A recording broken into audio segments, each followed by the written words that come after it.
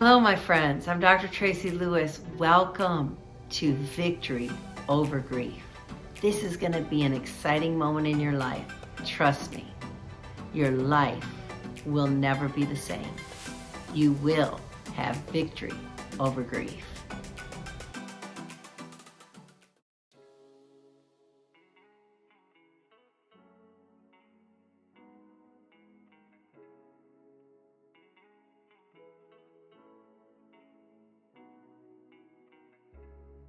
Hello, friends. I'm Dr. Tracy. Welcome to our 7th week of Victory Over Grief. This is going to be our last video in this series because of our instruction that's necessary. We won't be doing any teaching necessarily on this last video, but instruction on how you take the action process to saying goodbye to pain. We began that last week as I gave you an exercise to evaluate the 8 rivers of wholeness, and also we communicated together and shared our history and our story of our losses. And I believe that it's beginning to help you understand how vitally important it is to process loss. And so for the next 2 weeks, we are still going to do our Zoom, and we're going to work together and facilitate together this action process. But today I'm going to give you instructions for not only week 7, but also for week 8, so you know how to take the journey together with me. We're going to take your lost history story, and I want you to look at those many things that you shared from the earliest memory that you have of your losses to present. And I want you to circle on that storyline the 3 most significant losses that you identify on that paper. So take that paper out and just take a moment, and I want you to circle 3 of them. After you've circled those 3, I want you then to take a moment and decide which of those stones you want to remove first. You see, first we were just identifying them so that we can become that healthy tree and live a life that is free from pain and free from sorrow and free from abandonment and rejection, a lack of attention and appreciation, security, all those components that we talked about, those 10 significant things that every human being needs, happened, and those emotions took place during the losses that we had, we experienced, and we identified some of the things we were lacking, whether it's from what that relationship or what that event brought to our lives or what it took away. So now we've done that, we've conversated together about those losses, and we're going to move into the next step. And the next step is taking and identifying the top 3. After you've identified the top 3, I want you to choose one. What I want you to do in this next week, week 7, is I want you to take that one event and from beginning to end, so I'll give you an example. Maybe it was the death of your mother. I want you to start with your earliest memory of your relationship with your mother, and I want you to tell the story of you and Mom from beginning to end. The story of your life with her, the losses that you experienced in that relationship with her. But I want you to tell the history and the story of your relationship with your mother, if that's the particular loss you're choosing. And I want you to start from the beginning to end. If it's divorce that you're going through and you're healing from a spouse that you no longer are married to, I want you to begin with the beginning of that relationship, even before the wedding, all the way to the end when the divorce took place. And you can even go into the losses that you're experiencing even right now in that relationship. Perhaps there are children involved, perhaps there are other situations involved that you need to speak about the losses that you're presently experiencing because of that relationship. Perhaps it's the loss of a home. I want you to share the story about how you obtained that home, the experiences that you had within that home, the losses that you have because of your loss of that home. Whatever the situation is, so I've given you 3 scenarios that might help you understand. You're going to take one of the losses on all of those on your very first story of your whole life of losses. You're going to break it down to 3, and then you're going to choose one, and you're going to tell us the story. And that is the process that you're going to take for week 7. And when we come together in our chat together and we facilitate and we process it, you're going to share about that one person, one event, or one thing that you need to process. And you are going to take, remember back in the beginning when we talked about the pot and the steam, you're going to take and remove one of the rocks of pain in your pot, or one of the rocks of pain in your river. So I want you to think very carefully about the beginning to the present day about that relationship with either a person, an event, or a thing. Your event might be that you were a victim of rape. I want you to tell the story from the beginning of that event to present day.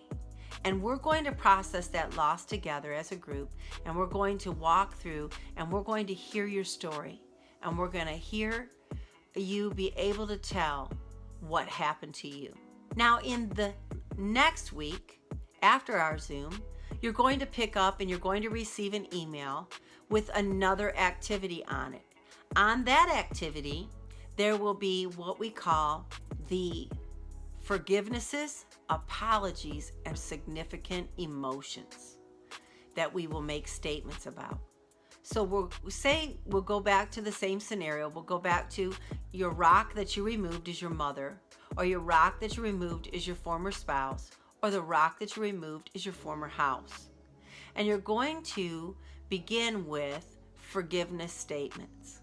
Mom, I forgive you for. Every statement should begin with, I forgive you for. It might be, I forgive you for never telling me that you love me. I forgive you for leaving me at such a young age. I forgive you for the times we got in arguments and we never resolved them. And then you're going to move on to making some statements about that relationship that are apologies. Like, Mom, I apologize that I didn't take time to spend with you while you were sick. Mom, I apologize for not bringing the kids over more. Mom, I apologize for not forgiving you for the things that took place. And then the last thing are some emotional statements. It might be something like, I'm disappointed that you'll not be able to see my children grow up. I'm disappointed that you'll not be able to be a part of our holiday seasons any longer. And so then you're going to write down those significant emotional statements. So we're going to start with forgivenesses. We're going to then go on to apologies. And then we're going to go to significant statements of the things that we never got to communicate, or the things we wished, or expectations, hopes, and dreams that will never be realized. And we need to articulate them and speak about them. If you have any questions about them, feel free to contact me and I will help you through this process. And lastly, once you have accomplished in week 8 those 3 things, your apologies, your forgivenesses, and your significant statements, I want you to take time to sit down and write a letter, whether it's to your house, whether it's to your former spouse, or to your mother, or whatever your loss might be. And I want you to say, Dear Tom. And then I want you to compile a letter from the things that you spoke about in your apologies, your forgivenesses, or your forgivenesses first actually, then your apologies, and then those significant statements that might be simple things like, I never got to, in a former marriage, I never got to have friends, and that really hindered my life because of you. I never was able to get a job because you wanted me to stay at home, but I really wanted to work. Whatever the situation is, maybe it's you belittled me in front of our children and that was always offensive to me, but I never shared that with you. Whatever the situation is, I want you to write all that down into a letter. Dear so-and-so, dear event, dear thing, and I want you to write to it. I want you to write to it about what you've forgiven it for, what you've apologized for, and what you need to say. And compile it into a letter, and at the very end, I want you to say, goodbye, Tom. Goodbye, Mom. Now, we're not saying goodbye to those people. We're saying goodbye to the pain that the relationship, lost or during, created in our life. And then on our last chat and our Zoom meeting, we are going to process those things together. And you will be well on your way to healing from all of the pains of your past. And we're going to process more than just one, but we're going to teach you how to do the process. And then we will continue until your pot is empty. You can do it one-on-one. You can do it through talking with someone else, working with someone else in the group after our seminar is over. But my friend, I believe that you are well on your way to victory over grief. So that's all I have for you today, is to explain to you the process that you're going to take over the next 2 weeks. And I know that if you join us on our Zoom and on our chat, then you will do, remember what I shared with you in our group together in our conversation, that victory over grief, victory over any area of our life, is not just about sitting around and talking about the problem in what we call support groups. We don't want to just discuss the issue.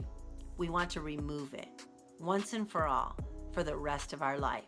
I know it might seem almost too easy, even though as you write it down, you might cry a little bit, you might struggle a little bit about feeling the things that you're going to feel. But when we process it together, you will be free. I know it seems unbelievable that it could be that simple.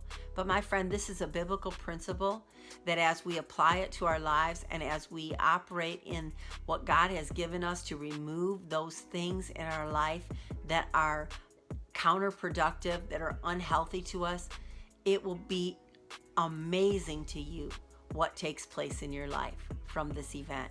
So do the work, because faith without works is dead.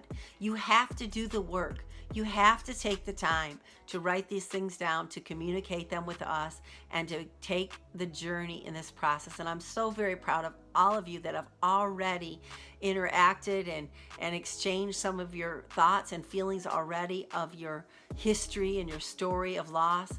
But now the next step begins. Are you ready to have victory over grief? I look forward to seeing you on our next week's chat.